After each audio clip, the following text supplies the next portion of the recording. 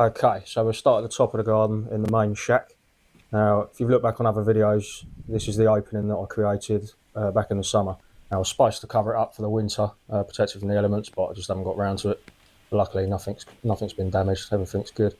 But you can see here, there's a silver amistad still in flower, and new growth pushing out, which it's a new one for me. I've normally lost them by now, but I've not taken cuttings from it. So I think with the weather on the forecast for next week looking pretty cold, I think I'll either dig the whole plant up or take cuttings from it. There's a Canamusifolia which is still standing just about. I think that'll be cut back by the frosts that are on the forecast as well. So the hebes are getting huge. Bay trees, the bamboos, cordyline, all looking really green and lush still. There's a loquat still in leaf. That's the Paulonia. That's my main canopy tree. That's obviously deciduous, so that's dropped its leaves. Okay, so we'll go out onto the top deck area. As you can see, the garden does succumb to some winter damage. That's normal. These shacks aren't the strongest things, but it just needs a bit of a patch up, and that'll be good to go ready for the spring and the summer garden tours. Muhlenbeck still looking really good.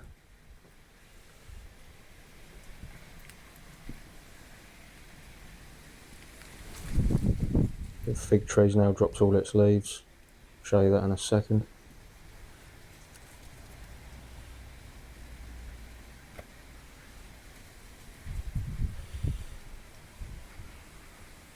My weeping Nordman looking fresh. That's the Tetrapanix with two huge flowers on it. Some of the leaves have disappeared, but it's still hanging on in there. But as I say, I think next week's going to be the one where the garden really does just go into its winter hibernation. That's the fig tree. A couple on there. I don't think they'd be much good though. The laurel behind it. That's a big pile of miscanthus. That one I'll leave in until the new growth starts to show in spring. The other one that I removed to build the waterfall has obviously been taken out. That's the roost that featured in another walkthrough. I think it was November's one. It looked absolutely stunning.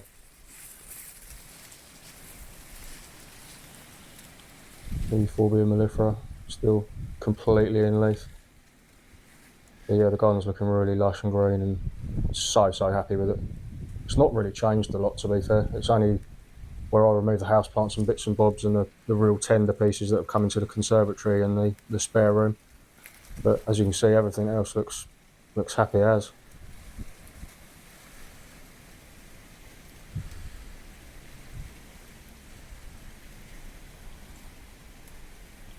That's the Paulonia again. You can see how big it's got. I've not coppiced that or pollarded it yet, not once. So might be next spring I decide to do that.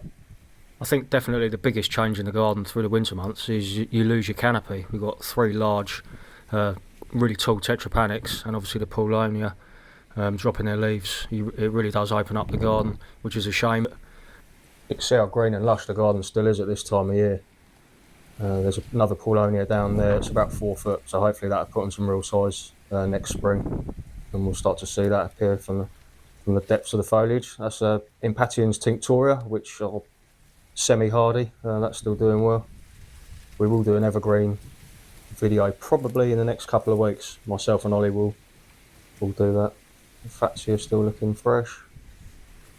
This is one of the waterfalls. It's seen better days, as you can see. These are just Tetrapanix leaves that have succumbed to the weather. As you can see there, they're just caught up in the foliage. The garden will need a big tidy up, but as you can see, it's hanging on in there, and the flowers are still. Whether they'll set seed or not, I don't know. I think it's too late in the year, but we'll see. We'll leave them as they are. Let it do its thing. They're the pups from it. They look as good as new. I don't know whether they've been protected by the parent plant or what, but yeah, they're looking really good. Yeah, everything needs a tidy up. It's an absolute mess. There's another multi-stem Tetrapanix, which has seen better days, but again, hanging on in there.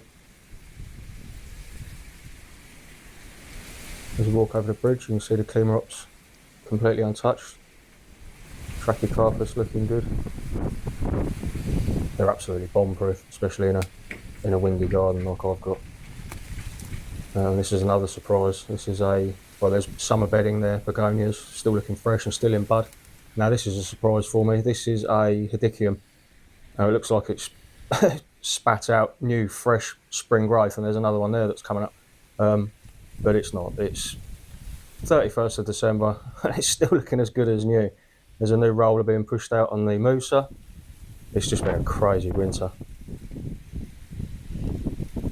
Ferns all still looking really good. Cordyline I think it's splitting into 3 heads, so it'll be interesting to see what that does next year. That will start sizing up. Ferns looking fresh. We've got about 6 or 7 new types of fern to add to the garden once the winter's over with. There's absolutely no point planting anything out now.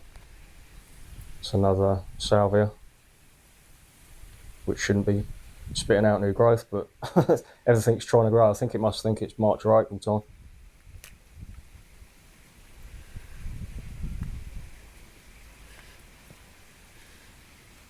There's a monstera there. That's just left out as a chance, but the roots look fresh, the stems look fresh, and the leaf looks good, so that'll stay out. There's a half-hardy fuchsia, which has seen better days, but again, new growth on the stems, so yeah, amazing. Even the low crop looks fresh as a daisy, and that's again pushing out new growth. I don't know whether it's the same for everyone in the UK. I know I've been in contact with some of you northern gardeners, and your gardens are still looking pretty good, but whether or not you've got as much new growth as I have down here on the southeast coast, I don't know. Go back over the boardwalk.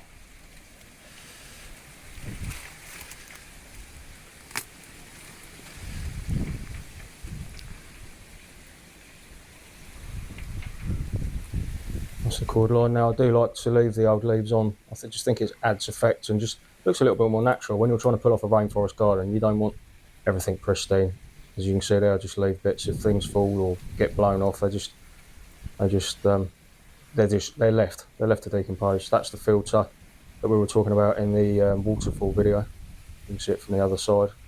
That's another thing I wouldn't be without is the laurels. They'll get mentioned in the evergreen video that we do in a couple of weeks' time. That's green fingers. New growth again. Looks awesome in the wet weather.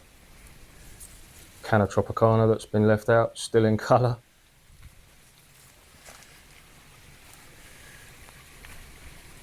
This is one of my favourite borders. This is a mix of ferns, salvia, clematis almondii. There's 4 big bananas there that have seen better days, but they always perk up, and they've not been covered at all this winter.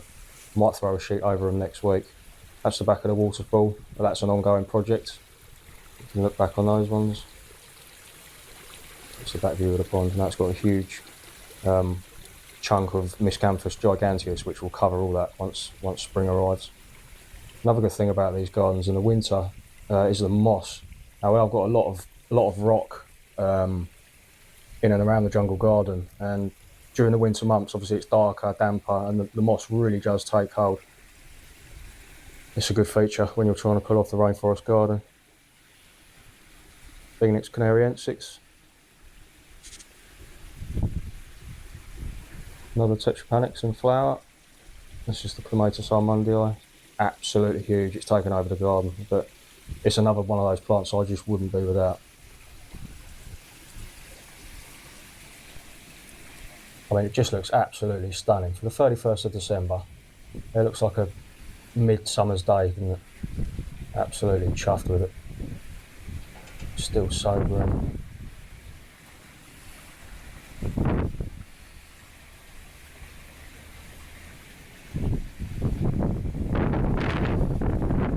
There's a honeysuckle in bud. That's starting to go.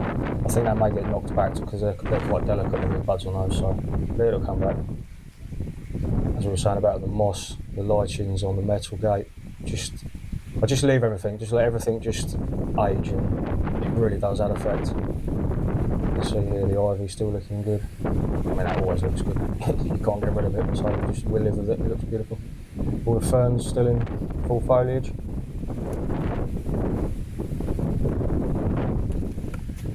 Like Burnham Davidoff, that was a nice little addition late last year.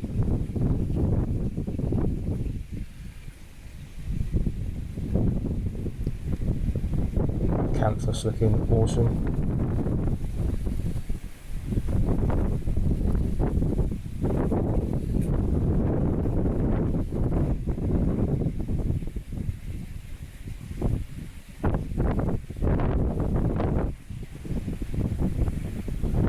So we'll make our way around to the pond area, patio area. Now this will all be full foliage come spring. Most things have died back now, so you get the idea of what it will look like. That's the new waterfall we finished, or not finished, but got to a finishing point yesterday. So I'm really happy with that. There's no leaks in that yet. Check back on other videos for those.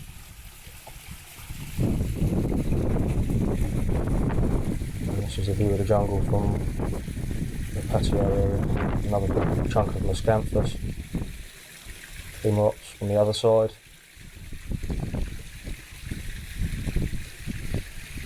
Various grasses and carex, which look better in the summer months. There's a big clump of bamboo there as well, which is in a rhizome barrier. This is a buddleia. Now I'm not a fan of using buddleias, but it grew and it just in the summer when it's in full flower, it just looks. I wouldn't be without it, to be fair. So yeah, I'm really chuffed with how the garden's looking. Thanks again for joining us, guys. Have a great new year, as I said earlier, and we will catch you in the next one. Cheers.